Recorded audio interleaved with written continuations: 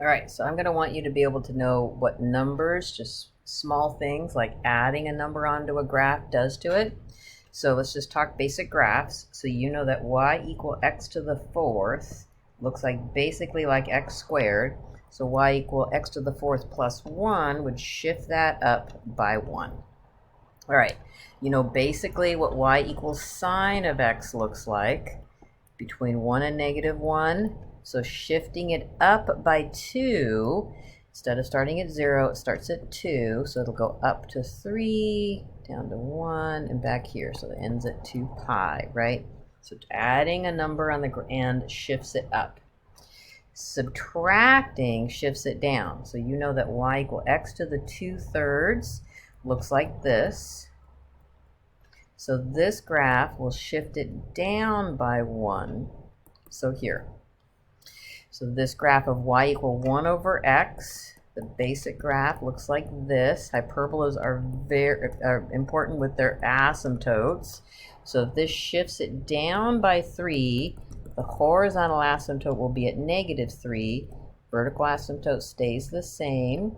So it'll be here and here. All right, so you know the basic graph of root x looks like this.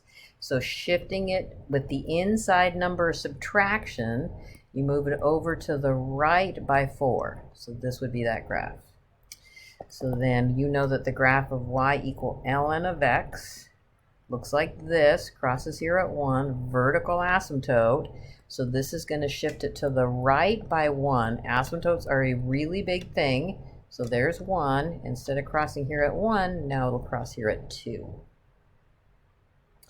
So if it's addition on the inside, so y equal x cubed, x cubed, looks like this. So adding 2 is going to move it backwards by 2, so it looks something like that. Y equal 1 over x squared, the hyperbola, with 2 asymptotes. So now it's going to be shifted to the left by 4.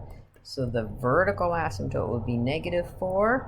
The horizontal asymptote stays the same. So important to know those. Okay, so if the negative is on the inside, it's a reflection about the y-axis. So again, you know that ln of x looks like this. Crosses at 1. So ln of negative x will flip across the y-axis. So here's -1. The vertical asymptote stays the same here at 0. If I was to graph y equal e to the x, it's a basic graph, you know, looks like this. So y equal e to the negative x is a flip across the y-axis. So it still crosses there at 1. This looks like that. All right, a negative in the front makes a mirror image, a reflection across the x-axis. So x to the 1/3 graph looks like this. So negative x to the 1/3 is going to be a flip over the y-axis, so it'll look like this. So cotangent, remember you got to know where the cotangent and tangents are. It's got the asymptotes, it looks like this. So if I'm going to do negative cotangent, it's going to flip across the x-axis. The asymptotes stay the same at 0 and pi. And that's going to be a flip, so it's going to look like that. All right, so to know what an odd and even function is. So an odd function, if you put the negative x in, you get the negative on the outside. Even if you put the negative x in, you get the function back itself. So is this function odd or even? So let's go check it out algebraically. So if I put the negative x in, take it to the 4th power, I get x to the 4th plus 2, which is exactly f of x. So that means that it's even. And so if I was to graph it, x to the 4th looks like x squared, shifted up by 2. So this is what a graph looks like to be even. It's a mirror image across the y-axis. So 2x cubed. So let's substitute in negative x. So 2 negative x all cubed. So I take negative x and cube it, so I get a negative. And that's the opposite of f of x. So this is what it means to be odd. And so an odd function has this picture.